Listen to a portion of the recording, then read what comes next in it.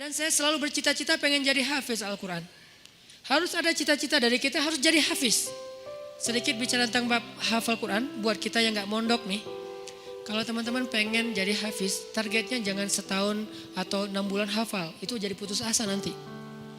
Memang motivasinya ada orang yang 3 bulan hafiz, 6 bulan hafiz, setahun hafiz. Tapi kan dia mondok, 24 jam menghafal Quran. Kita kan banyak kesibukan yang lain, yang lebih realistis. Berapa? 6 tahun hafiz. Gimana cara 6 tahun hafiz? Sekarang rata-rata usia kita berapa?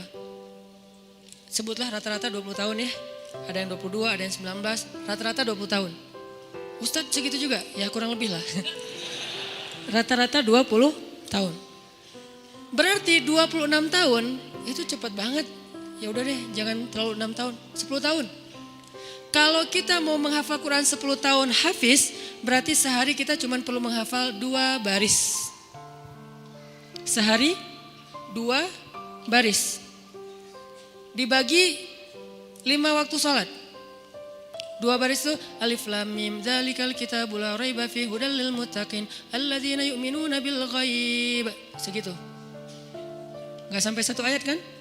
Nah, cara ngafalnya subuh alif lam mim, udah beres. Susahnya di mana coba? Subuh teman alif, zuhur dzalikal kitabul la raiba fihi. Asar hudal lil muttaqin. Maghrib alladzina yu'minun. Isya bil ghaib. Selesai. 1 hari 2 baris. Tapi butuh istiqomah, butuh dawam, konsisten. Kalau sehari 2 baris, maka 10 tahun. 10 tahun itu gak lama loh. Saya tuh di Bandung udah 13 tahun, gak kerasa.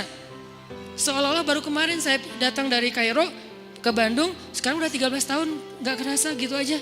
Tiba-tiba udah 13 tahun, berarti kalau saya ngafal sehari 2 baris, sekarang udah 3 tahun yang lalu udah selesai tuh. Berarti semua kita bisa jadi hafiz sebetulnya kalau udah lancar tahsinnya. Sehingga kita meninggal berstatus hafiz. Bukan untuk pamer ke orang, bukan untuk taruh di Instagram bio, hafiz Al-Quran. Itu mah bebas lah, terserah niat ya. Saya kan gak mau menjudge kan, ada orang yang menaruh gitu supaya jadi syiar. Ada yang mungkin dia riak, kalau dia riak dia rugi. Kan ngafal Quran gak gampang, masa mau dihabisin dengan hanya taruh di bio, rugi banget tuh. Ini kenapa saya sedikit masukin ke bab hafiz. Saya berharap kalau ada yang dengar ceramah ini jadi termotivasi menghafal Quran, saya dapat pahala dari yang menghafal itu.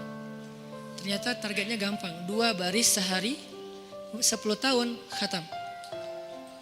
2 baris itu gampang banget. Alif, alhamdulillah. Zuhur, Rabbil alamin. Asar, Ar-Rahman. Maghrib, Ar-Rahim. Segitu doang ngafalnya, gampang banget. Kul, Zuhur, ya. Asar, ayyuhal. Gitu doang kan, saking gampangnya. Kapan itu khatamnya Ustadz? Gak tahu pas sakaratul maut kali. Saking pendek-pendeknya.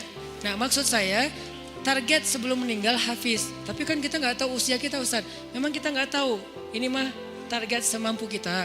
Kalau meninggal sebelum 10 tahun, yang penting kita udah punya niat. Siapa yang berniat baik dan tidak tercapai, maka dia dapat pahala kebaikan yang utuh.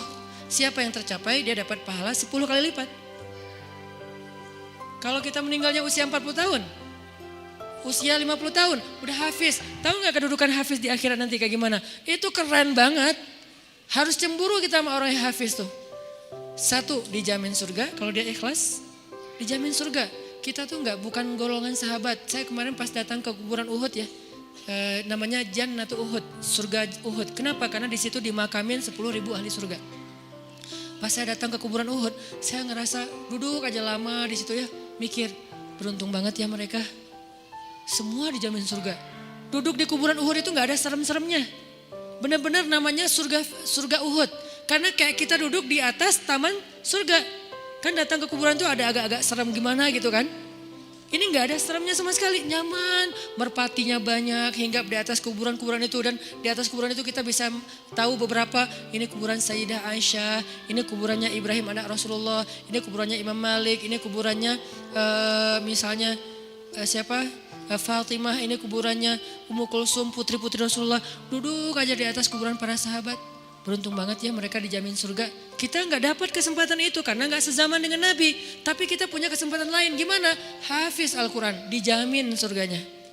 Dengan syarat ikhlas dan tidak berbuat dosa besar. Dijamin surga. 1. Kedua, bisa bawa 10 orang selain mantan ke surga. Kasihan juga ya mantan ini ya. Makanya jangan jadi mantan. 10 orang. Siapa aja? Ayah, ibu, udah pasti tuh. Makanya saya pengen menghafal Quran biar kalau saya khatam, saya ngerasa di dunia tuh belum sempat berbakti sama ibu dan ayah saya. Keburu meninggal pas tsunami. Nanti saya pengen berbaktinya di akhirat. Berbakti di akhirat, hafal Quran. Sehingga nanti di akhirat saya berharap berhusnuzon ke Allah, bukan sok pede ya. Kayak Ustaz udah paling pasti masuk surga aja. Bukan, husnuzon ke Allah. Nggak boleh sok pede. Kalau sok pede namanya mentazkiyah diri sendiri. La tuzakku anfusakum. Berhusnuzon ke Allah, Allah maha menepati janji, saya bisa bawa mak, yuk ikut abang, kemana bang? Surga. Kan enak ya, bapak yuk ikut abang kemana? Surga. Kakak saya meninggal juga di tsunami, itu buat saya ibu kedua saya setelah ibu saya karena dia paling banyak berkorban. Kak Yus yuk ke surga, kemana? Ayo ikut abang, kemana bang? Surga. Itu tuh kayak goals akhirat goals lah. Kalau kita punya life goals, ini adalah akhirat goals. Buat siapa lagi? Istri. Buat siapa lagi? Anak. Kalau semuanya hafizoh, ya berarti lebih banyak lagi yang bisa kita bawa. Itu tuh keren banget.